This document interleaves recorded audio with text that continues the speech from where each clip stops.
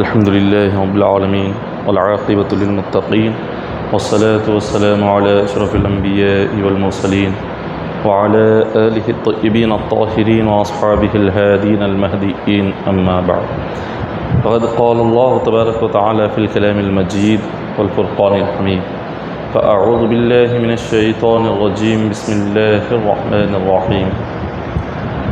قل لا أسألكم عليه أجرا إلا المودة في القربى. صدق الله المولان العظيم وصدق رسوله النبي الكريم المكين الأمين ونحن على ذلك لمن الشاهدين والشاكرين والحمد لله رب العالمين. إن الله وملائكته يصلون على النبي يا أيها الذين آمنوا صلوا عليه وسلموا تسليما. اللهم صل على سيدنا محمد وعلى آل سيدنا محمد وبارك وسلم. صلوا عليه صلاة وسلام عليك يا حبيبي يا رسول اللہ صلی اللہ تعالی علیہ وسلم. معزز سامعین اکرام، اللہ تبارک و تعالی اپنے کلام پاک میں ارشاد فرما رہے ہیں: قل، کہ اے نبی آپ فرما دیجئے اپنی امت سے کہ اے میرے امتیوں، میرے صدقے میں اللہ نے تمہیں ایمان عطا فرمایا. حضور علیہ الصلوۃ والسلام کی محنت سے، آپ کی کوششوں سے ساری امت کو قرآن ملا، امت کو اللہ کی پہچان ہوئی، امت کو ایمان نصیب ہوا. ہزاروں نعمتیں اللہ نے آقا علیہ الصلوۃ والسلام کے صدقے میں ہمیں عطا فرمائی. جب حضور علیہ الصلوۃ والسلام کے اتنے احسانات ہم پر ہے تو ان احسانات کا بدلہ امت کو کیا دینا چاہیے؟ تو حضور نے فرمایا کہ اے میری امت، میں نے تم پر ہزارہا احسانات کیے ہیں اور اللہ نے میرے صدقے سے تمہیں ایمان عطا فرمایا، تمہیں میرے صدقے سے خدا ملا، لیکن یہ ساری چیزوں پر میں تم سے کوئی بدلہ نہیں مانگتا، کوئی تم سے اجرت نہیں مانگتا، تم سے کوئی چیز کا مانگ نہیں کرتا، مگر اللہ نے فرمایا ایک ہی چیز ہے کہ تم میرے ان سارے احسانات کے بدلے میں میری اہل بیت سے محبت کرو. تم اہل بیت سے محبت کرو. یہ اہل بیت کون ہے؟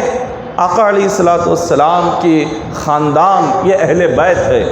حضور علیہ الصلوۃ والسلام کی پاک بیویاں یہ اہل بیت ہے، یہ حضور کا خاندان ہے. حضرت علی و فاطمہ رضی اللہ تعالی عنہما یہ حضور کے خاندان ہے.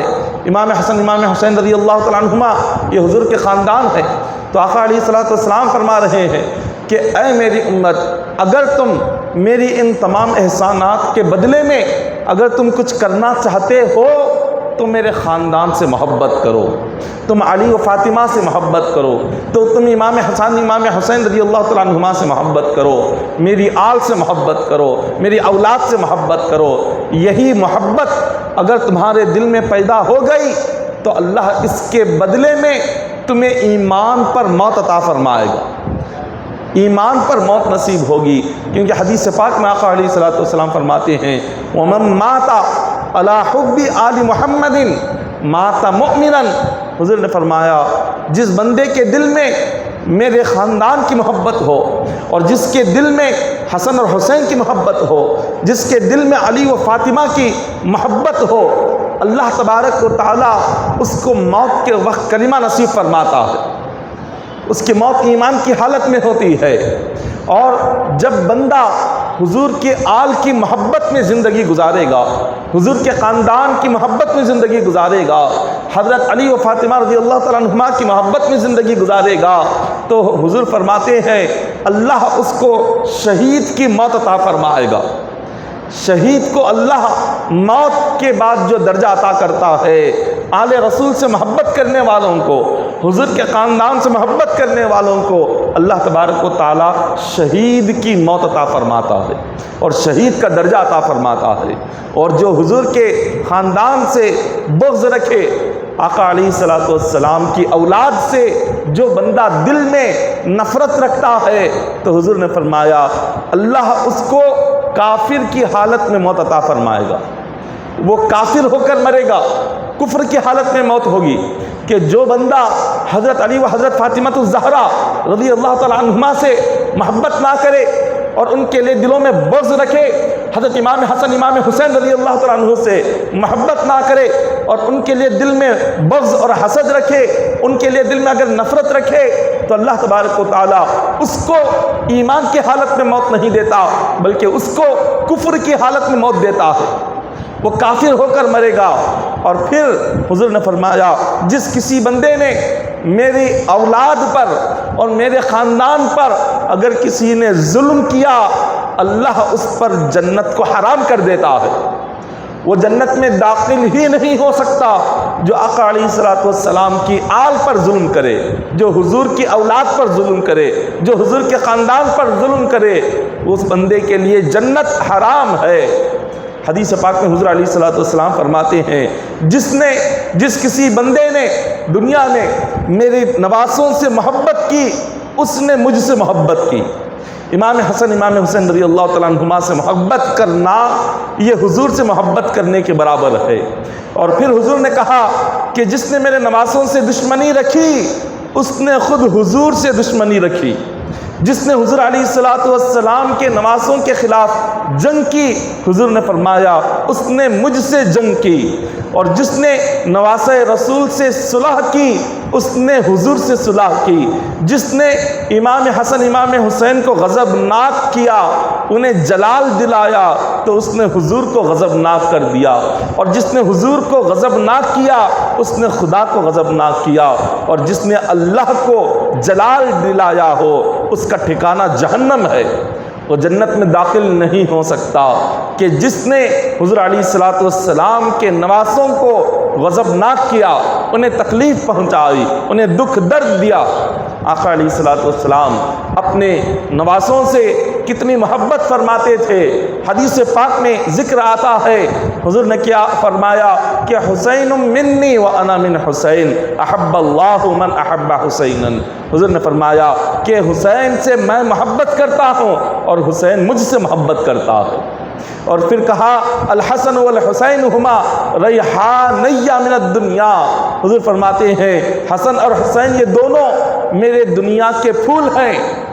حضور نے کہا کہ یہ دونوں دنیا کے پھول ہیں۔ اور ایک روایت میں آتا ہے کہ آقا علیہ الصلوۃ والسلام فرماتے ہیں ان الحسن والحسین سیدہ شباب اہل الجنہ۔ حضور نے کہا کہ اللہ نے جنت کی سرداری امام حسن اور امام حسین کو عطا فرمائی ہے۔ یہ دونوں جنت کے سردار ہیں، یہ دونوں جنت کے بادشاہ ہیں۔ حضور کے ایک صحابی ہیں جن کا نام اسامہ بن زید رضی اللہ تعالیٰ عنہ ہے۔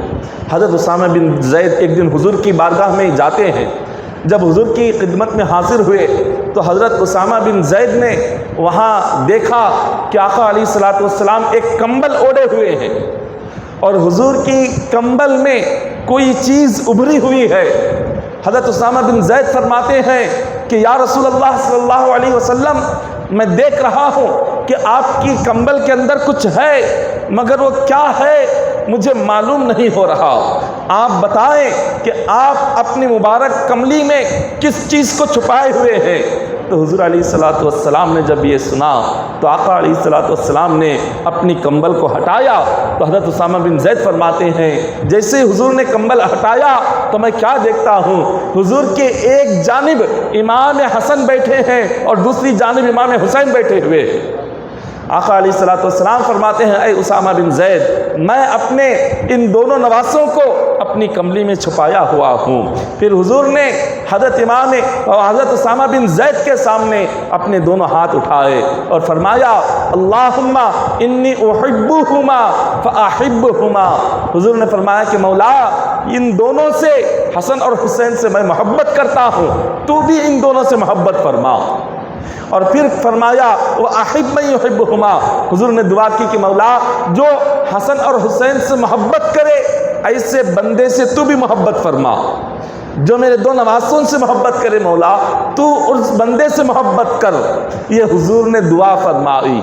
جو کوئی بندہ مومن یہ چاہتا ہو کہ اللہ اس سے محبت کرے، خدا کا وہ محبوب بننا چاہتا ہو، تو حضور کی دعا ہے کہ حضور فرما رہے ہیں کہ تم حسن اور حسین سے محبت کرو اللہ تم سے محبت کرے گا، نواسہ رسول سے محبت کرو اللہ تبارک و تعالیٰ کی محبت ملے گی۔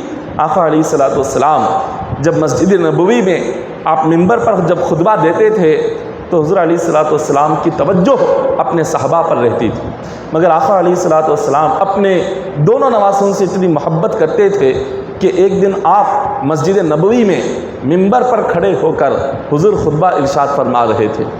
خطبے کے دوران آپ مسجد نبوی میں حضرت امام حسن امام حسین رضی اللہ تعالیٰ عنہ کے بچپن کا زمانہ تھا کہ آپ ایک کمرے سے نکلتے ہیں اور سیدھے مسجد نبوی کے اندر داخل ہوتے ہیں۔ مسجد نبوی کا جو فرش تھا وہ فرش صحیح نہیں تھا۔ حضرت امام حسن امام حسین رضی اللہ تعالیٰ عنہ کبھی 2 قدم صحیح چلتے اور کبھی نیچے گر جاتے، کبھی 2 قدم آگے بڑھتے اور پھر نیچے گر جاتے۔ حضور علیہ الصلوۃ والسلام منبر پر کھڑے ہو کر جب آقا نے یہ منظر ملاحظہ فرمایا کہ امام حسین رضی اللہ تعالیٰ عنہ آپ اپنے مبارک جسم پر ایک چادر ڈالے ہوئے ہیں، وہ چادر آپ کے پیروں میں آ رہی ہے اور حضرت امام حسین رضی اللہ تعالیٰ عنہ اس چادر کی وجہ سے نیچے گرنے ہی والے تھے کہ حضور علیہ الصلوۃ والسلام نے دیکھ لیا اور آپ نے اپنا خطبہ روک کر منبر سے نیچے اتر کر حضور علیہ الصلوۃ والسلام دوڑتے ہوئے جا کر امام حسین رضی اللہ تعالیٰ عنہ کو اٹھا لیتے ہیں۔ حضور نے اپنا خطبہ روک دیا، حضور منبر سے نیچے اترے اور دوڑ کر جا کر امام حسین رضی اللہ تعالیٰ عنہ کو اٹھا لیا اور اپنے صحابہ سے فرمایا، اے صحابہ سن لو، اللہ نے قرآن پاک میں فرمایا انما اموالکم و اولادکم فتنہ، کہ اللہ تعالیٰ جب تمہیں اولاد عطا کرتا ہے، اللہ تعالیٰ جب تمہیں مال عطا کرتا ہے، تمہارا مال تمہاری اولاد یہ اللہ کی طرف سے آزمائش ہے، یہ ایک امتحان ہے۔ اللہ تبارک و تعالیٰ اولاد کو دیکھ کر بھی آزماتا ہے، اللہ تبارک و تعالیٰ مال دے کر بھی امتحان لیتا ہے، اولاد بھی اللہ کا امتحان ہے، اللہ کی آزمائش ہے، مال بھی اللہ کی آزمائش ہے۔ تو حضور فرماتے ہیں بندہ اولاد کی محبت میں جب آ جاتا ہے، اللہ نے ایسی محبت اولاد کی دل میں پیدا کر دی ہے کہ بندہ اپنی تکلیف تو برداشت کر سکتا ہے مگر اولاد کو تکلیف میں دیکھ کر برداشت نہیں کر سکتا۔ حضور نے صحابہ سے فرمایا، اے صحابہ میں نے جب دیکھا حسین کو کہ چادر ان کے پیروں میں لپٹ گئی اور وہ نیچے گرنے والے ہی تھے، میں کب منبر سے نیچے اتر گیا مجھے پتہ نہیں چلا، میں نے کب اپنا خطبہ روک دیا مجھے پتہ نہیں چلا۔ حضور علیہ الصلوۃ والسلام کی محبت کتنی تھی اپنے نواسوں سے، آقا علیہ الصلوۃ والسلام کتنا چاہتے تھے حضرت امام حسین رضی اللہ تعالیٰ عنہ کو کہ حضور نے اپنا خطبہ تک روک دیا، حضور منبر سے نیچے تک تشریف لے کر آ گئے، حضور نے حضرت امام حسین کو گرتا ہوا دیکھنا حضور کو برداشت نہیں ہوا، زمین پر گرنا بھی آقا علیہ الصلوۃ والسلام کو برداشت نہیں تھا، اتنا محبت فرماتے تھے حضرت امام حسین رضی اللہ تعالیٰ عنہ سے۔ آقا علیہ الصلوۃ والسلام جب آپ نماز کے لیے حضور علیہ الصلوۃ والسلام سجدہ کرتے تو صحابہ کرام آقا علیہ الصلوۃ والسلام کی نماز پر بہت غور کرتے تھے۔ حضور علیہ الصلوۃ والسلام جیسے نماز پڑھتے صحابہ کرام اسی انداز میں آپ بھی نماز فرماتے تھے۔ ایک دن آقا علیہ الصلوۃ والسلام نے نماز جب پڑھائی تو نماز میں حضور علیہ الصلوۃ والسلام نے اپنا سجدہ طویل فرما دیا، سجدہ کافی دیر تک حضور علیہ الصلوۃ والسلام نے فرما دیا۔ جیسی نماز مکمل ہوئی صحابہ کرام آقا علیہ الصلوۃ والسلام کی خدمت میں حاضر ہوئے اور عرض کیا کہ یا رسول اللہ صلی اللہ علیہ وسلم آپ نے سجدہ اتنا طویل فرما دیا، عام وقت میں ہم جب بھی آپ کے پیچھے نماز پڑھتے ہیں اتنا دراز سجدہ نہیں ہوتا، آج آپ کا سجدہ کافی دراز تھا، کیا اللہ تبارک و تعالیٰ نے یہ حکم دیا ہے کہ آج سے سجدے کو دراز کیا جائے، یا دوران سجدہ آپ پر کوئی آیت نازل ہو رہی تھی یا اللہ تبارک و تعالیٰ کا کوئی حکم نازل ہو رہا تھا جس کی وجہ سے سجدہ اتنا طویل ہو گیا؟ حضور علیہ الصلوۃ والسلام نے صحابہ سے فرمایا کہ صحابہ بات یہ نہیں ہے، نہ سجدے کی حالت میں نہ کوئی قرآن کی آیت اتر رہی تھی نہ کوئی وحی اتر رہی تھی۔ صحابہ نے پوچھا حضور آپ نے سجدہ اتنا لمبا کیوں فرما دیا؟ حضور نے فرمایا جیسے ہی میں سجدے میں گیا تو میری پیٹھ پر امام حسین رضی اللہ تعالیٰ عنہ آ چکے تھے، حسین میری پیٹھ پر سوار ہو چکے تھے۔ حضور فرماتے ہیں میں نے سوچا اگر میں سجدے سے سر اٹھاؤں گا تو حسین پیٹھ سے نیچے گر جائیں گے اور جب وہ نیچے گریں گے تو انہیں چوٹ لگے گی، تو حضور علیہ الصلوۃ والسلام نے فرمایا میں انتظار کر رہا تھا کہ کب حسین پیٹھ سے نیچے اترے، جب وہ پیٹھ سے نیچے اتر گئے تب میں نے اپنا سر سجدے سے اوپر اٹھایا۔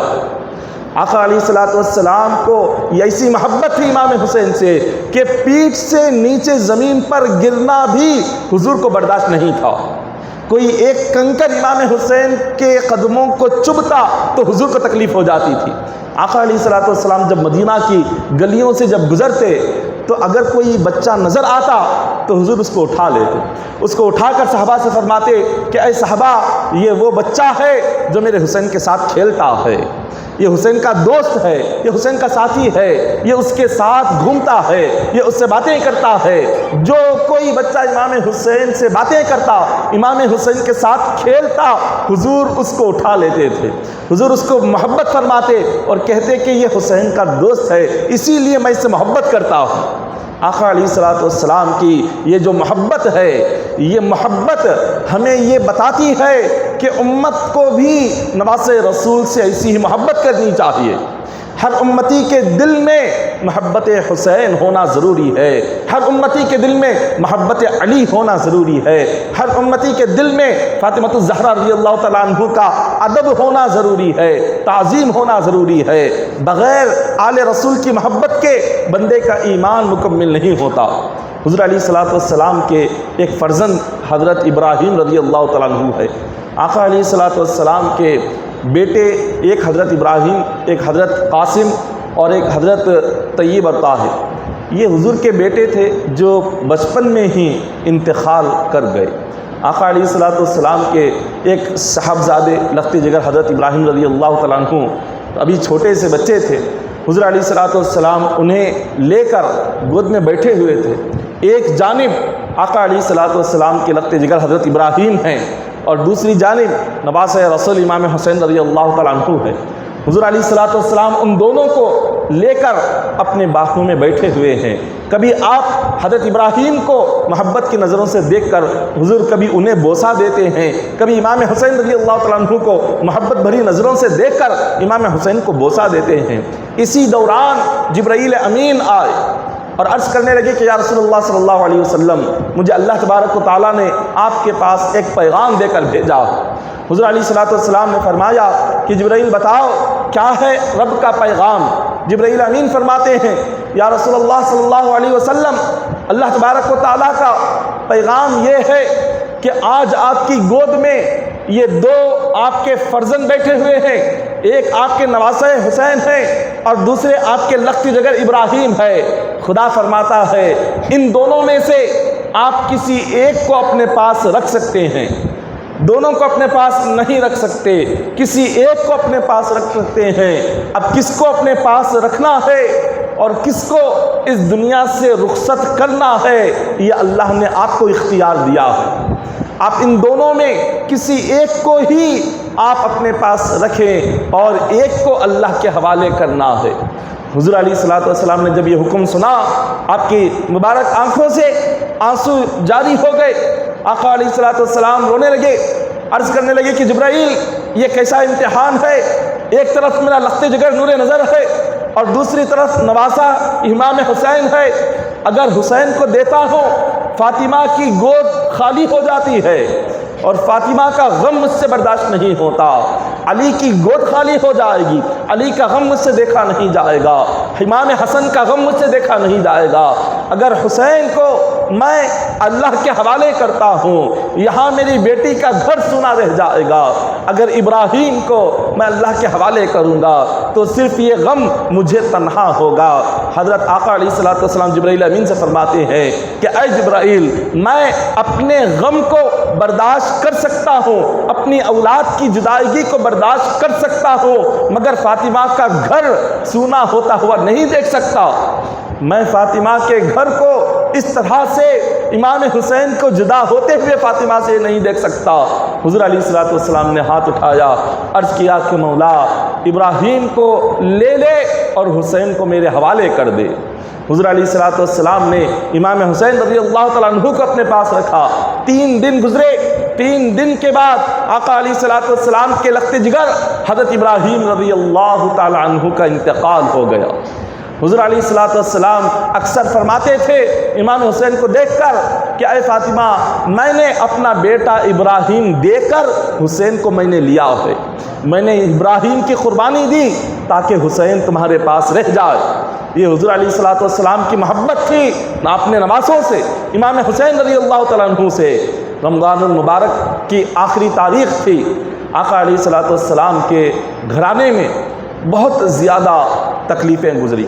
فاطمہ الزہرا رضی اللہ تعالیٰ عنہا نے اپنی مبارک زندگی میں کئی مشکلات دیکھے، کئی مصیبتیں دیکھی، اور ایسی مشکلات ہوتے تھے کہ آپ اتنا گھر کا کام کرتی تھی کہ کام کرتے کرتے آپ کے ہاتھوں میں چھالے پڑ جاتے تھے۔ آپ اتنا کام کیا کرتی تھی کہ کام کرتے کرتے آپ کے جو کپڑے تھے یہ کپڑے پھٹ جاتے اور کپڑوں کو پیون لگایا جاتا تھا۔ یہ حضرت فاطمہ الزہرا رضی اللہ تعالیٰ عنہ کی مبارک زندگی تھی۔ تو حضرت علی رضی اللہ تعالیٰ عنہ نے ایک دن دیکھا کہ فاطمہ الزہرا رضی اللہ تعالیٰ عنہ کے ہاتھ یہ چکی پیستے پیستے زخمی ہو چکے ہیں اور آپ کے ہاتھوں میں چھالے پڑ چکے ہیں۔ یہ کون ہے؟ خاتون جنت ہے، جنتی عورتوں کی سردار ہے، مگر زندگی کیسے؟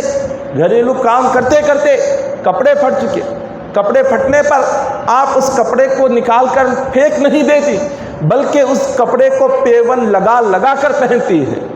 ایک پیون لگاتی ہے پھر کپڑا پھٹتا ہے، دوسرا پیون لگاتی ہے پھر کپڑا پھٹتا ہے۔ ایسی حالت حضرت خاتون جنت رضی اللہ تعالیٰ عنہ کی تھی، ایسی زندگی خاتون جنت رضی اللہ تعالیٰ عنہ نے گزاری۔ حضرت علی رضی اللہ تعالیٰ عنہ نے دیکھا اور حضرت فاطمہ الزہرا سے فرمایا کہ اے فاطمہ، تمہاری تکلیف مجھ سے دیکھی نہیں جا رہی ہے۔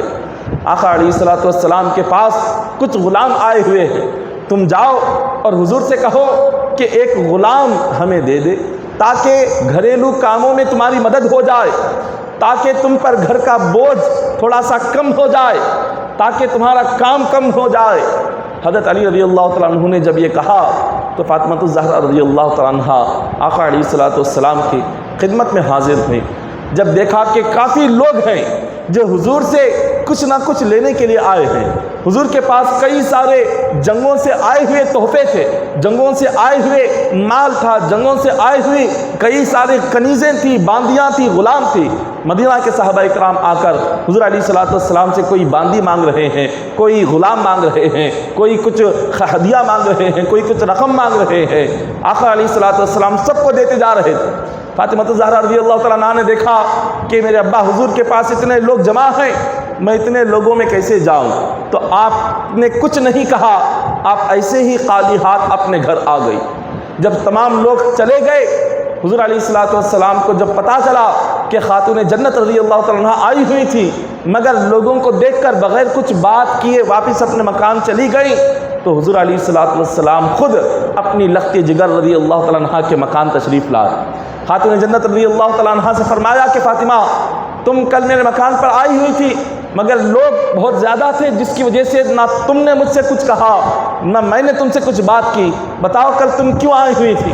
فاطمہ الزہرا فرماتی ہیں کہ ابا حضور، کل میں اس لیے آئی ہوئی تھی کہ آپ کے پاس کئی سارے غلام آئے ہوئے ہیں۔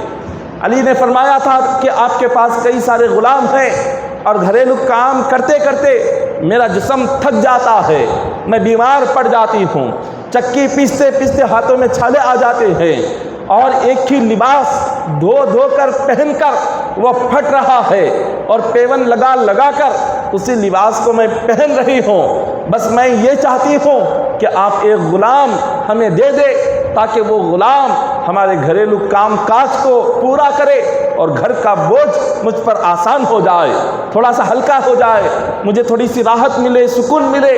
حضور علیہ الصلوۃ والسلام نے کہا، اے فاطمہ، اگر میں چاہوں تو میں ایک غلام دے سکتا ہوں، ایک باندی دے سکتا ہوں جو تمہارے گھر کے سارے کام کاج مکمل کرے گی، لیکن میں ایسا نہیں کروں گا۔ حضور نے فرمایا، میں تمہیں غلام نہیں دوں گا، میں تمہیں کوئی باندی تمہاری خدمت کے لیے نہیں دوں گا۔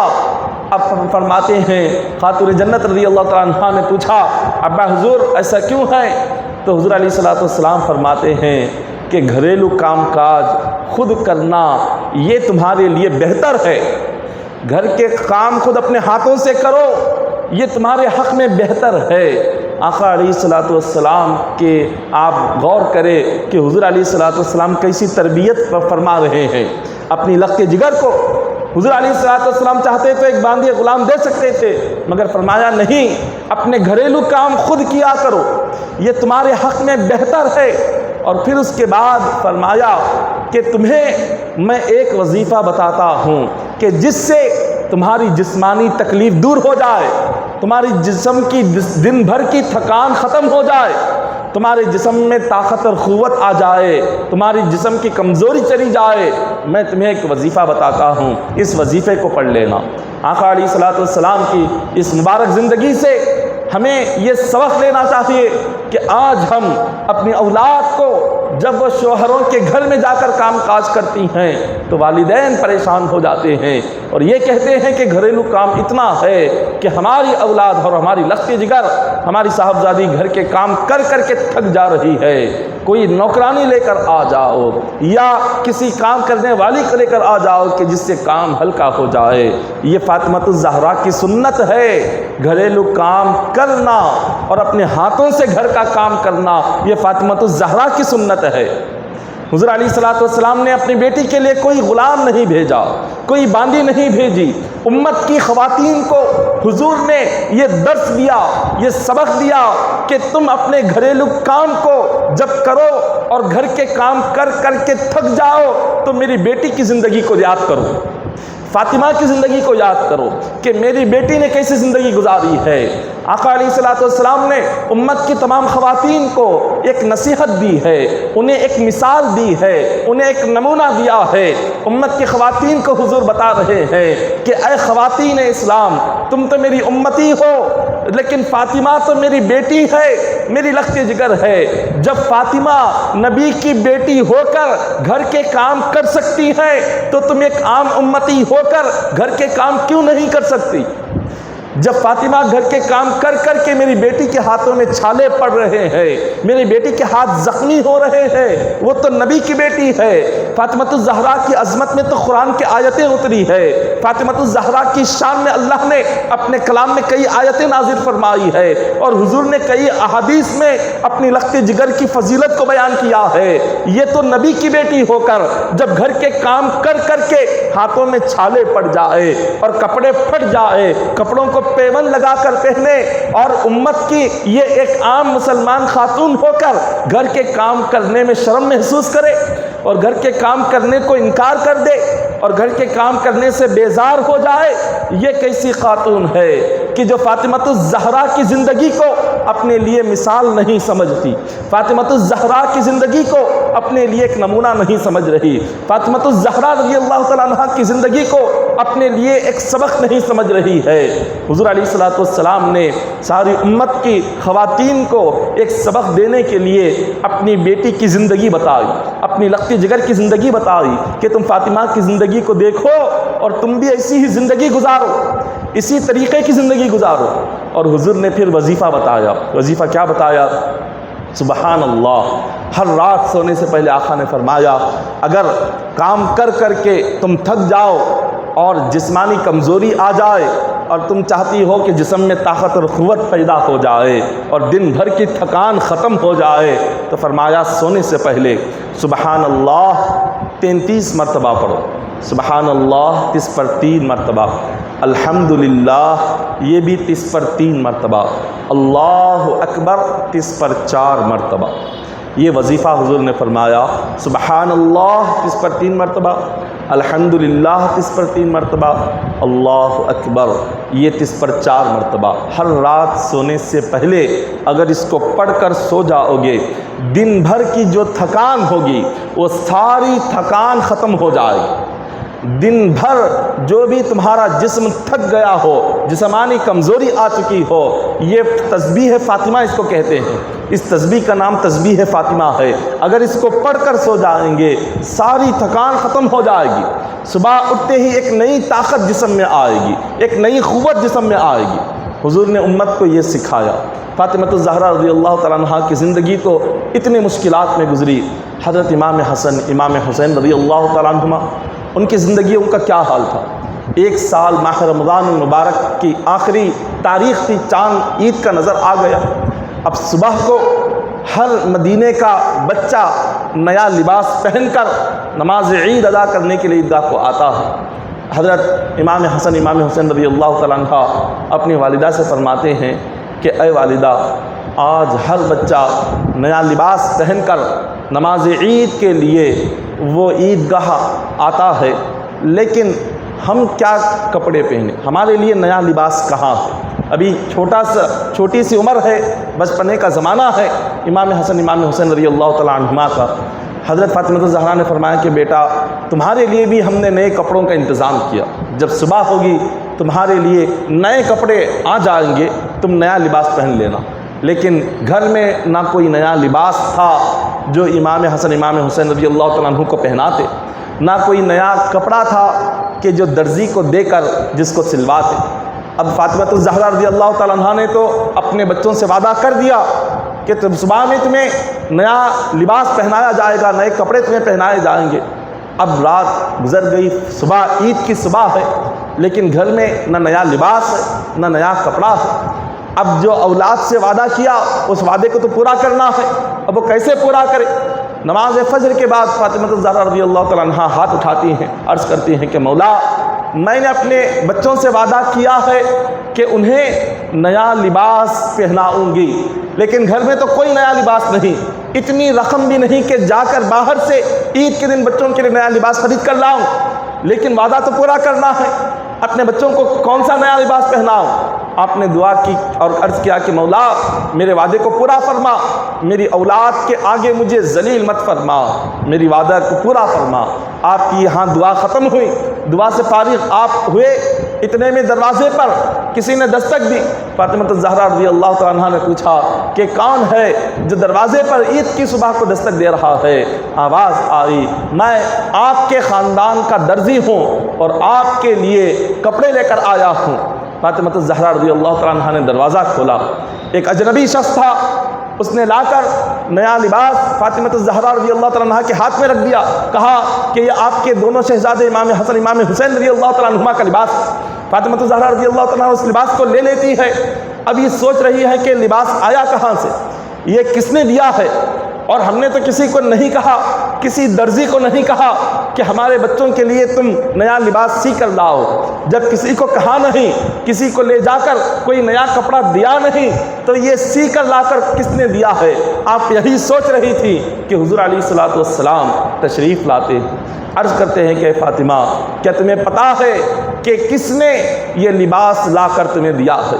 کیا تمہیں پتہ ہے کہ کس نے یہ جوڑے لا کر دیے ہیں؟ فرمایا کہ حضور مجھے تو خبر نہیں، کوئی اجنبی تھا۔ تو حضور علیہ الصلوۃ والسلام فرماتے ہیں جس نے یہ جوڑے لا کر دیے وہ کوئی عام انسان نہیں تھا، بلکہ وہ جبرائیل امین تھے جو تمام فرشتوں کے سردار ہے۔ جبرائیل فرشتے نے لا کر تمہیں یہ جوڑے دیے ہیں، اور حضور فرماتے ہیں یہ جوڑے کسی دنیا کے سلے ہوئے نہیں ہیں، بلکہ یہ جنت کے جوڑے ہیں جو لا کر امام حسین کے لیے زمین پر اتارے گئے ہیں، جو جنت کے لباس ہیں، جو حسن اور حسین کے لیے اللہ نے جبرائیل کے ہاتھوں سے زمین پر بھیجا ہوا ہے۔ خالق کائنات جن حسن اور حسین کے لیے جنت کا لباس بھیج رہا ہے، اور جنہیں اللہ نے جنت کا سردار بنایا، جنتی نوجوانوں کا رب نے بادشاہ جنہیں بنایا، بادشاہت جنت کی رب نے جس حسن اور حسین کو عطا فرمائی، اللہ نے کیا مقام عطا کیا ہوگا، اللہ نے کیا رتبہ اور درجہ عطا کیا ہوگا۔ ایک روایت میں آتا ہے کہ ایک مرتبہ آقا علیہ الصلوۃ والسلام کے ایک صحابی جنہوں نے ایک ہرنی کا بچہ لا کر حضور علیہ الصلوۃ والسلام کی بارگاہ میں ہدیے کے طور پر پیش کیا، آقا علیہ الصلوۃ والسلام نے اس ہدیے کو قبول فرما لیا۔ اتنے میں حضرت امام حسن رضی اللہ تعالیٰ عنہ آئے، حضور علیہ الصلوۃ والسلام نے امام حسن رضی اللہ تعالیٰ عنہ کو وہ ہرنی کا بچہ دے دیا۔ امام حسن رضی اللہ تعالیٰ عنہ کھیلتے ہوئے آپ جا رہے تھے کہ امام حسین رضی اللہ تعالیٰ عنہ نے اس ہرنی کے بچے کو دیکھ لیا اور کہنے لگے کہ بھائی یہ بچہ مجھے دے دو، میں بھی اس سے کھیلنا چاہتا ہوں۔ امام حسن رضی اللہ تعالیٰ عنہ نے فرمایا کہ یہ مجھے نانا جان نے دیا ہے، میں تمہیں کیسے دے دوں، میں یہ تمہارے حوالے نہیں کر سکتا، میں اس کو اپنے ہی پاس رکھتا ہوں اور میں ہی اس سے کھیلوں گا۔ امام حسین رضی اللہ تعالیٰ عنہ حضور علیہ الصلوۃ والسلام کی خدمت میں حاضر ہوئے، عرض کرنے لگے کہ نانا جان آپ نے میرے بھائی کو جو بچہ دیا ہے ہرنی کا کھیلنے کے لیے، آپ مجھے بھی اسی طرح کا ایک بچہ دے دیں۔ حضور علیہ الصلوۃ والسلام کہنے لگے کہ حسین تھوڑا سا انتظار کرو، اگر کوئی بھی صحابی مجھے لا کر تحفہ اگر دیں گے تو میں بلا کر تمہیں ہی اس طرح کا یہ بچہ دے دوں گا۔ امام حسین رضی اللہ تعالیٰ عنہ آپ اپنے نانا جان سے بار بار کہتے ہیں کہ حضور نہیں، مجھے ابھی چاہیے، مجھے ابھی اسی طرح کا بچہ آپ لا کر دے، میں ابھی اس سے کھیلنا چاہتا ہوں۔ حضرت امام حسین رضی اللہ تعالیٰ عنہ آپ بار بار حضور علیہ الصلوۃ والسلام سے اس بچے کو مانگتے جا رہے ہیں، آپ کی آنکھوں میں آنسو آ گئے۔ اب وہ آنسو آنکھوں سے نیچے گرنے والے ہی تھے کہ جنگل سے ایک ہرن دوڑتی ہوئی آئی اور عرض کرنے لگی کہ یا رسول اللہ صلی اللہ علیہ وسلم، جس بچے کو آپ نے امام حسن کو عطا کیا ہے وہ کسی دوسری ہرن کا بچہ نہیں ہے، بلکہ وہ میرا ہی بچہ ہے جو کہ امام حسن کے ساتھ کھیل رہا ہے۔ میرا ایک دوسرا بچہ بھی ہے، میں نے جب حسین کو روتا ہوا دیکھا، دوسرے بچے کو ساتھ لے کر میں آپ کی خدمت میں حاضر ہوئی ہوں، میرا دوسرا بچہ لے لو، حسین کو دے دو تاکہ حسین کھیلتا رہے۔ میں اپنے بچے کی جدائیگی برداشت کر سکتی ہوں مگر حسین کا رونا برداشت نہیں کر سکتی۔ یہ اللہ نے محبت امام حسین رضی اللہ تعالیٰ عنہ کی جانوروں کے دلوں میں رکھی ہے۔ ہرن ایک جانور ہو کر حضرت امام حسین رضی اللہ تعالیٰ عنہ سے محبت کر رہا ہے، آل رسول سے محبت کر رہا ہے، حضور کے خاندان سے محبت کر رہا ہے۔ اور جو مومن ہو اور کلمہ پڑھتا ہو اور کلمہ پڑھنے والا بندہ مومن امام حسین رضی اللہ تعالیٰ عنہ سے محبت نہ کرے، آل رسول سے اگر محبت نہ کرے، حضرت علی و فاطمہ الزہرا سے محبت نہ کرے، تو اللہ تبارک و تعالیٰ اس بندے کو ایمان پر موت عطا نہیں فرماتا۔ کب اللہ تبارک و تعالیٰ بندے کو ایمان پر موت عطا فرماتا ہے کہ تب وہ بندہ آل رسول سے محبت کیا کرے۔ یہودیوں نے حضور علیہ الصلوۃ والسلام سے کہا تھا کہ آپ آؤ ایک میدان میں، ہم ایک میدان میں جمع ہوں گے، آپ کا دین سچا ہے تو آپ ہمارے لیے بد دعا کرو اور ہم بھی اللہ سے بد دعا کریں گے۔ اگر آپ حق پر ہیں اور ہم ناحق ہیں، ہمارا دین غلط، آپ کا دین اگر صحیح ہے تو آپ ہمارے حق میں بد دعا کرو، اگر ہم حق پر ہیں آپ حق پر نہیں تو ہم آپ کے لیے بد دعا کریں گے۔ جب حضور علیہ الصلوۃ والسلام سے یہودیوں نے یہ بات کہہ دی تو آقا علیہ الصلوۃ والسلام نے ایک دن طے کر دیا، کہا کہ فلاں دن فلاں وقت اس میدان میں جمع ہو جاؤ۔ یہودی جتنے بھی یہودیوں کے عالم تھے، بڑے عالم اور اپنی کتاب کا بہت زیادہ علم رکھنے والے، تورات کا علم رکھنے والے، تمام یہودیوں کے عالم اور اس کتاب کو جاننے والے لوگ جمع ہو گئے اور حضور علیہ الصلوۃ والسلام نے ان سے فرمایا تم تنہا مت آنا، کہ نحن ابناءنا و ابناءکم و نساءنا و نساءکم و انفسنا و انفسکم ثم نبتہل فنجعل لعنت اللہ علی الکاذبین۔ حضور نے فرمایا میں تنہا نہیں آؤں گا، تم بھی تنہا مت آنا، کہ تم اپنے ساتھ اپنے بچوں کو لے کر آنا، اپنے عورتوں کو لے کر آنا، اپنے بھائیوں کو لے کر آنا، اپنے والد کو لے کر آنا اور اپنی والدہ کو لے کر آنا، اپنے سارے خاندان کو لے کر تم بھی میدان میں آنا، اور میں بھی اپنا گھر لے کر آؤں گا، اپنی اولاد کو لے کر آؤں گا، اپنے داماد کو لے کر آؤں گا۔ تو ان لوگوں نے جب یہ سنا تو یہ بات طے ہو گئی، سارے یہودی اپنے تمام گھر کو اور اپنی اولاد کو، سارے خاندان کو لے کر میدان میں جمع ہو گئے۔ حضور علیہ الصلوۃ والسلام بھی تشریف لائے۔ آقا علیہ الصلوۃ والسلام جب آئے تو حضور علیہ الصلوۃ والسلام کے ساتھ ایک طرف حضرت علی رضی اللہ تعالیٰ عنہ تھے اور دوسری طرف خاتون جنت رضی اللہ تعالیٰ عنہ، اور پیچھے حضرت امام حسن امام حسین رضی اللہ تعالیٰ عنہ۔ حضور علیہ الصلوۃ والسلام نے یہودیوں سے کہا اے یہودیوں، یہی میرا خاندان ہے، یہی میری اولاد ہے، میں انہیں لے کر آ رہا ہوں، اب میں اور میری اولاد ہم سارے دعا کریں گے، میں تمہارے حق میں بد دعا کروں گا، علی و فاطمہ آمین کہیں گے، حسن اور حسین آمین کہیں گے، اگر ہم حق پر ہے تو تم پر عذاب نازل ہوگا، اگر تم حق پر ہو تو اللہ سے دعا کرو کہ اللہ ہم پر عذاب نازل کرے۔ یہودیوں نے اپنی ساری برادری کو، ساری قوم کو کہا کہ اے قوم، ہم دیکھ رہے ہیں حضور علیہ الصلوۃ والسلام کے ساتھ جو چہرے آئے ہیں، علی و فاطمہ کا چہرہ، حسن اور حسین کا چہرہ، یہ ایسے نورانی چہرے ہیں، اگر یہ لوگ اپنی زبان سے حضور کی دعا پر آمین کہہ دے تو روئے زمین پر ایک یہودی بھی زندہ باقی نہیں رہے گا۔ اللہ تم پر ابھی عذاب نازل کرے گا، کیونکہ حضور علیہ الصلوۃ والسلام کے ساتھ علی ہے، فاطمہ ہے، حسن اور حسین ہے۔ یہاں مصطفیٰ تمہارے حق میں بد دعا کریں گے، یہاں علی و فاطمہ، حسن اور حسین تمہاری بد دعا پر آمین کہیں گے تو اللہ ایک لمحے میں عذاب نازل فرمائے گا، اور ایسا عذاب اترے گا کہ روئے زمین پر کوئی یہودی زندہ باقی نہیں رہے گا۔ یہودیوں کے علماء نے، یہودیوں میں بہت زیادہ جاننے والے عالموں نے اپنی قوم سے کہا، اگر اپنی بھلائی چاہتے ہو، اگر زندہ رہنا چاہتے ہو، یہاں سے واپس چلے جاؤ، ان کے ساتھ مقابلہ نہ کرو، ان کے ساتھ جنگ نہ کرو، ان کے ساتھ اس طرح کی بد دعا کا معاملہ نہ کرو۔ بس اتنا سننا تھا، یہودی اسی لمحہ میدان جنگ چھوڑ کر واپس پلٹ کر چلے جاتے ہیں۔ یہ حضرت اللہ تبارک و تعالیٰ نے آل رسول کو مقام عطا فرمایا۔ حضور علیہ الصلوۃ والسلام کی اولاد اور حضور کی آل سے بندہ ادب اور احترام، محبت کا یہ تعلق رکھنا ہر مومن کے لیے بہت ضروری ہے۔ ایک روایت میں آتا ہے، آقا علیہ الصلوۃ والسلام نے ارشاد فرمایا اپنے صحابہ کرام سے کہ اے میرے صحابہ، میں تم میں دو چیزیں چھوڑ کر جا رہا ہوں، جب تک میری امت دو چیزوں کو مضبوطی سے پکڑے رہے گی، دو چیزوں کو مضبوطی سے تھامے رہے گی، کبھی وہ گمراہ نہیں ہوں گی، کوئی انہیں گمراہ نہیں کر سکتا۔ صحابہ نے فرمایا حضور کیا ہے؟ علیکم بسنتی علیکم بسنتی و اہل بیتی۔ حضور نے فرمایا سب سے پہلے میں تمہارے درمیان اپنے قرآن پاک کو چھوڑ کر جا رہا ہوں، قرآن پاک کو ایک مضبوطی سے تھامو، اور میری اولاد، میری اہل بیت کی محبت کو مضبوطی سے تھامو۔ جو کوئی قرآن اور اہل بیت، آل رسول کو مضبوطی سے تھامے گا، ان پر عمل کرے گا اور ان سے محبت کرے گا، وہ دنیا میں کبھی گمراہ ہو نہیں سکتا۔ حضور کی اولاد سے محبت کرنے والا، قرآن کو پڑھنے والا، قرآن پر عمل کرنے والا، آقا علیہ الصلوۃ والسلام کے خاندان کو اپنے دل میں بسانے والا، حضور کے آل اور اولاد سے دل سے ادب و تعظیم کرنے والا، دل سے عشق کرنے والا، حضور کے اولاد سے محبت کرنے والے کو حضور نے فرمایا وہ کبھی گمراہ ہو نہیں سکتا۔ اس کا ایمان سلامت رہے گا، اس کا دین سلامت رہے گا، وہ نیک بن کر رہے گا، اور موت بھی آئے گی تو ایمان کی حالت میں موت آئے گی۔ آقا علیہ الصلوۃ والسلام کے خاندان کو ہی ہم سید کہتے ہیں۔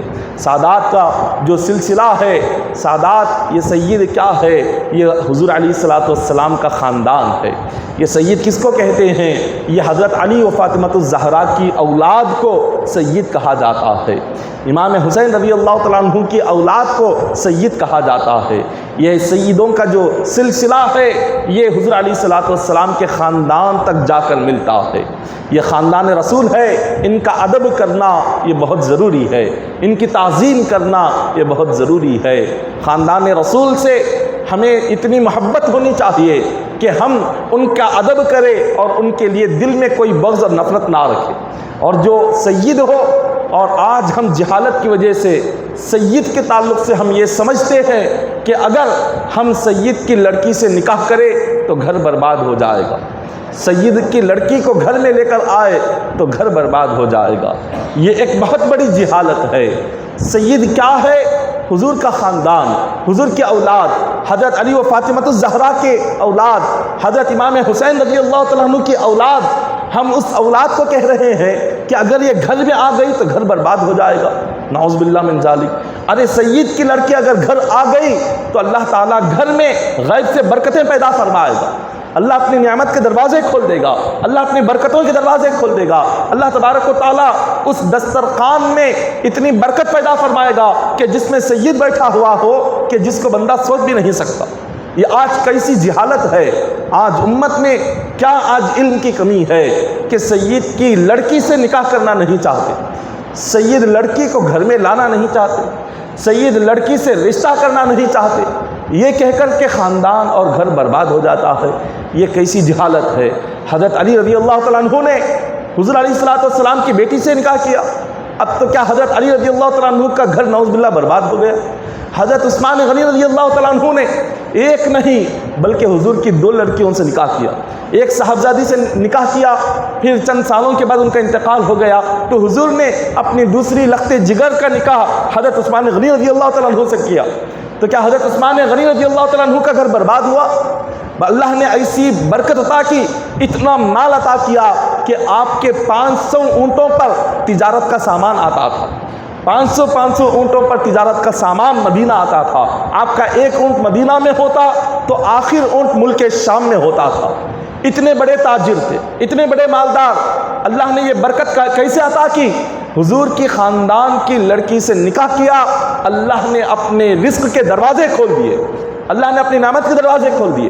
یہ آج ہمارے ماحول میں خاص طور پر خواتین میں ایک جہالت ہے کہ سید کے گھر سے ہمیں نکاح نہیں کرنا چاہیے، سید کی لڑکی سے نکاح نہیں کرنا چاہیے. یہ بہت بڑی جہالت ہے، علم کی کمی ہے کہ اللہ نے جس خاندان کا ذکر قرآن پاک میں کیا، جس خاندان کی عظمتوں کو اللہ نے قرآن میں بیان کیا، ہم ایسے خاندان سے رشتہ جوڑنا نہیں چاہ رہے. یہ ایک بدقسمتی ہے، یہ ایک بدقسمتی ہے کہ ہم سید کی گھرانے کی لڑکی کو اپنے گھر میں لے کر آنا نہیں چاہ رہے. لیکن یہ ہمیں ذہن بدلنا ہوگا.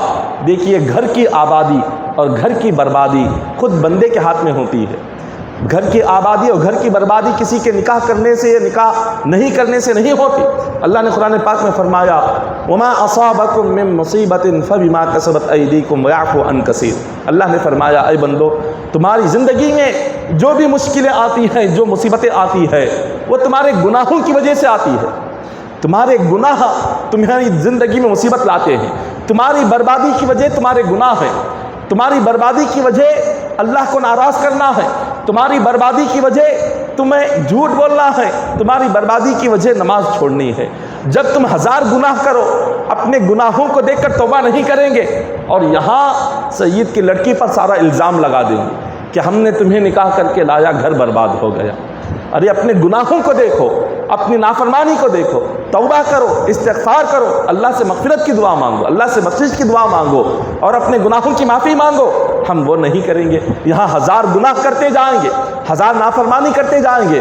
اب جب تکلیف آئے گی تو کہہ دیں گے کہ ہم نے سید کی لڑکی کو اپنے گھر میں لایا، تکلیفیں آنا شروع ہو گئی، مشکلات آنا شروع ہو گئے، گھر کی برکت چلی گئی اور روزی کی برکت چلی گئی. ہاں، یہاں لڑکا بیکار ہو گیا. یہ ساری جہالت والی باتیں ہیں، یہ جاہلانہ باتیں ہیں. کیونکہ قرآن اور حدیث میں اگر ہم پڑھتے ہیں تو ہمیں یہ ملتا ہے کہ سید گھرانے کی لڑکی کو جو بندہ سید گھر کے لڑکی کا اس کی مدد کرتا ہے، سید کی جو مدد کرتا ہے، حضور علیہ الصلوۃ والسلام قیامت کے دن اس کی شفاعت فرماتے ہیں. حضور شفاعت فرمائیں گے. ایک روایت میں آتا ہے حضرت جنید بغدادی، اتنے بڑے ولی کامل بغداد کے، حضور غوث پاک کے زمانے سے پہلے کے ولی کامل ہے جنید بغدادی. ان سے پوچھا گیا آپ کا چرچا ساری دنیا میں ہوتا ہے، اتنے بڑے ولی کیسے بنے؟ تو فرماتے ہیں میرے ولی بننے کی ایک ہی وجہ ہے. وجہ یہ تھی کہ آپ بغداد کے بہت بڑے پہلوان تھے، بہت بڑے پہلوان. کوئی آپ کے مقابلے میں پہلوانی کے لیے کشتی لڑنے کو تیار نہیں تھا، اتنے بڑے پہلوان. اور بادشاہ وقت نے اعلان کر دیا جو کوئی جنید بغدادی کو کشتی میں انہیں ہرائے گا، لڑائی میں انہیں ہرائے گا، اس کو بہت بڑا انعام دوں گا. تو ایک شخص آیا بادشاہ سے کہنے لگا میں جنید بغدادی کا مقابلہ کر کے انہیں ہراؤں گا اور انعام لے کر جاؤں گا. اور سارے بغداد میں اعلان ہو گیا کہ ایک شخص نے دعویٰ کیا ہے کہ وہ جنید بغدادی کو میدان جنگ میں ہرائے گا اور ہرا کر انعام لے کر جائے گا. جیسے ہی اعلان ہوا ایک میدان طے کیا گیا، وقت طے کیا گیا. لوگ اس میدان میں وقت پر اور اس تاریخ میں جمع ہو گئے. ایک طرف جنید بغدادی رضی اللہ تعالیٰ عنہ آئے جو بہت ہی مضبوط جسم والے، بہت طاقت اور قوت والے اور بہت ہی لمبائی آپ کی. لوگ آپ کی تعریف کیا کرتے تھے، آپ کا جسم دیکھ کر اور آپ کی طاقت اور قوت دیکھ کر ہر کوئی حیران رہتا تھا. حضرت جنید بغدادی تو میدان میں آ گئے. اب ہر شخص دیکھنا چاہتا تھا وہ کون ہے جو جنید بغدادی کے مقابلے میں لڑنے کو آیا ہے، وہ کتنا بڑا پہلوان ہوگا، اس کا جسم کیسا ہوگا اور اس کی طاقت اور قوت کیسی ہوگی، کتنا لمبا چوڑا ہوگا. جب وہ شخص میدان میں آیا سارے لوگ پریشان ہو گئے. وہ کمزور سا انسان تھا، بالکل دبلا پتلا سا کمزور سا نظر آ رہا تھا کہ یہ تو جنید بغدادی ایک انگلی میں اس کو زمین پر پٹک دیں گے. اتنا کمزور سا انسان. سارے لوگ حیران رہ گئے. اتنا کمزور انسان اتنے بڑے پہلوان کو کیسے ہرائے گا میدان جنگ میں؟ حضرت جنید بغدادی رضی اللہ تعالیٰ عنہ اس شخص کے قریب گئے. اعلان ہو گیا کہ اب تھوڑی ہی دیر میں لڑائی شروع ہونے والی ہے. جیسی لڑائی کا آغاز ہوا وہ شخص حضرت جنید بغدادی رضی اللہ تعالیٰ عنہ سے لڑنے کے لیے اپنا ہاتھ آگے بڑھاتا ہے. جنید بغدادی اس کو پکڑ کر اب اٹھا کر زمین پر پٹکنا چاہتے ہیں. وہ کہتا ہے کہ جنید تم سے ایک بات کان میں کہنا چاہتا ہوں. جنید بغدادی اپنا کان لے کر آگے گئے. جیسے اس نے ایک بات کہی آپ نے اس کو چھوڑ دیا اور اس نے ایک ہاتھ جنید بغدادی کے سینے پر مارا اور انہیں زمین پر پٹک دیا. آپ زمین پر لیٹ گئے. سارا بغداد جس نے دیکھا سب پریشان ہو گئے کہ یہ کیا معاملہ. ایک کمزور سا انسان, ایک دبلا پتلا سا انسان جو کہ ایک عام بندہ بھی جس کو مار سکتا ہے, اتنے بڑے پہلوان ہو کر ایک کمزور انسان کے آگے ہار گئے اور زمین پر لیٹ گئے اور اس نے انہیں مار دیا. سارے لوگ پریشان. جیسے ہی جنگ ختم ہو گئی لوگ اپنے اپنے مقامات پر چلے گئے. کچھ لوگ آئے اور کہا کہ اے جنید بغدادی آج آپ نے ہماری بڑی بے عزتی کرائی. ہم نے تو آپ کی اتنی تعریفیں سنی تھی, آج کیا ہو گیا؟ آپ کی طاقت کہاں گئی؟ قوت کہاں گئی؟ وہ آپ کے بازوؤں میں زور کہاں گیا؟ اتنی طاقت اور قوت کے سارا بغداد آپ کی تعریف کرتا ہے. آج ایک کمزور سے ایک عام انسان سے آپ ہار گئے جس نے کبھی اپنی زندگی میں نہ پہلوانی سیکھی نہ پہلوانی لڑی. اس نے کچھ نہیں کیا, بس آپ کو اپنا ہاتھ سینے پر لگایا, زمین پر لٹا دیا. یہ کیا معاملہ ہے؟ آپ نے کہا کہ لوگوں یہ ایک راز ہے, تمہیں کیا بتاؤں. اس نے ایک ایسی بات کہی ہے کہ جس کو سن کر میں خود ہارنے کے لیے تیار ہو گیا. لوگوں نے پوچھا کہ بتاؤ تو صحیح. اس نے کہا کیا؟ تو کہنے لگے, اس نے کان میں آ کر کہا کہ جنید بغدادی میں حضور کی خاندان کا ایک سید ہوں, میرے گھر میں غریبی ہے, میری بیٹیاں ہیں, کھانے کو کچھ نہیں ہے, بس ایک ہی ذریعہ ہے, اگر تمہیں ہراؤں گا اس سے جو انعام ملے گا اپنے گھر میں لے جا کر بچوں کو کھلاؤں گا, ان کی بھوک مٹاؤں گا, بس میری مدد کر دینا. میں آل رسول ہوں, میں حضور کے خاندان کا ایک سید ہوں. بس اتنا سننا تھا. حضرت جنید بغدادی فرماتے ہیں اس نے جیسے ہی کہا کہ میں حضور کے خاندان کا ایک انسان ایک سید ہوں, میں خود بخود ہارنے کو تیار ہو گیا. بس اتنا سن کر ہار گئے. رات ہوئی. رات میں خواب میں آقا علیہ الصلوۃ والسلام تشریف لاتے ہیں. حضور علیہ الصلوۃ والسلام فرماتے ہیں کہ جنید آج تو نے میرے خاندان کے ایک شخص کے لیے دنیا والوں کی باتوں کو سنا, بے عزتی کو سنا, آج تیری ساری شہرت چلی گئی, تیری ساری عزت تو نے خود ایک صرف میری سید کی خاطر, میری اولاد کی خاطر تو نے ہار مان لی. آج سے ہم تمہیں تمام اولیاء کا بادشاہ بنا دیتے ہیں. تم نے میری ایک اولاد کی مدد کی ہے, ایک سید کی تو نے مدد کی ہے, اسی لیے آج ہم تمہیں اولیاء کا سلطان بناتے ہیں. اس رات سے آپ کی دنیا بدل گئی. جو پہلے ایک جسمانی کشتی کے پہلوان تھے, اللہ نے انہیں ولایت میں پہلوانی سے بڑھ کر درجہ عطا فرمایا. ایسے ولی بن گئے کہ آپ کا ذکر آج ہر ولی کی زبان پر ہوتا ہے. ولایت میں اللہ نے آپ کو بادشاہ کا درجہ عطا کیا. کیوں؟ ایک سید کی مدد کرنے کی وجہ سے. ایک سید کی مدد کا یہ مقام ہے. تو لہٰذا سادات کا ادب کرے, سید کا ادب کرے, سید سے محبت کرے, سید کی تعظیم کرے. یہ محبت, یہ تعظیم, یہ ادب ہماری زندگیوں کو بدل دے گا. تو محترم سامعین کرام, یہ ماہ محرم کی شروعات ہو چکی ہے. ماہ محرم کی آج 4 تاریخ ہے. انشاءاللہ جمعہ کا جو دن ہے, اس جمعہ سے امام حسین کی شہادت کا بیان کیا جائے گا. جو جمعہ کا بیان ہے 12:30 سے انشاءاللہ شروع ہوگا. تو اس دن جمعہ کی تقریر 12:30 سے ہی امام حسین کی شہادت سے ہی شروع ہو جائے گی کہ شہادت کا واقعہ کیوں ہوا, کیسے ہوا, شہادت کے کیا کیا حالات تھے, کیا کیا واقعات تھے, کیسے شروعات ہوئی, کہاں سے شہادت کی ابتدا ہوئی. اس کا ذکر انشاءاللہ ہم جمعہ 12:30 بجے تقریر سے کریں گے. اور پھر جمعہ کی مغرب میں بھی شہادت کا ہی واقعہ بیان کیا جائے گا. جتنا جمعہ میں ہوگا اور جہاں جمعہ میں جتنا بیان کر کے روکیں گے وہیں سے پھر مغرب میں بیان ہوگا. اور پھر دوسرا دن ہفتہ رہے گا, اور ہفتہ شہادت کا جو دن ہے وہ ظہر کے بعد بعد ظہر تقریباً 1:45 بجے سے لے کر 5 بجے عصر تک شہادت کے جو واقعات جو رہ گئے ہوں گے اس کو بیان کیا جائے گا، اور پھر بعد عصر کے دعا عاشورہ کی دعا پڑھائی جائے گی شہادت کے دن، اور بعد مغرب کے لنگر عام کا انتظام رہے گا، اور اتوار کے دن جو آئندہ اتوار ہے اس اتوار کو بھی جتنے واقعات شہادت کے بیان ہونے کے بعد جو بچ گئے ہوں گے وہ واقعات کو بھی اتوار کے مغرب کے بعد آئندہ بیان کیا جائے گا۔ تو جمعہ، ہفتہ، اتوار یہ تینوں دنوں میں شہادت کا ذکر ہوگا، جو جمعہ کی تقریر سے ہی شہادت کی شروعات ہو جائے گی، اور اتوار کی مغرب تک شہادت کے ہی بیانات سلسلے وار ہوں گے، یعنی کنٹینیوس رہیں گے۔ اس کے بعد جو ایک کے بعد جو واقعات ہوں گے وہ جمعہ سے شروع ہوں گے، اور اتوار تک جو تمام واقعات ایک ایک حصہ کر کے مختصر طور پہ بیان کیا جائے گا۔ تو لہٰذا آپ جمعہ کے دن 12:30 سے رہے، اور جمعہ کے دن مغرب کے بعد بھی آپ تشریف فرما ہوں، اور پھر ہفتے کے دن بھی آپ ظہر سے عصر تک رہیں، اور اتوار کو مغرب سے عشاء تک یہ تمام محفلوں میں آپ شرکت فرمائیں، تاکہ ہمیں معلوم ہو کہ شہادت کیا ہے، امام حسین رضی اللہ تعالیٰ عنہ کی شہادت کیوں ہوئی، کیسے ہوئی، کیا کیا ظلم ہوا آپ پر، آپ کی اولاد پر، یزید کتنا ظالم تھا، اس نے کتنا ظلم کیا آپ پر، یہ تمام واقعات جاننا ضروری ہے۔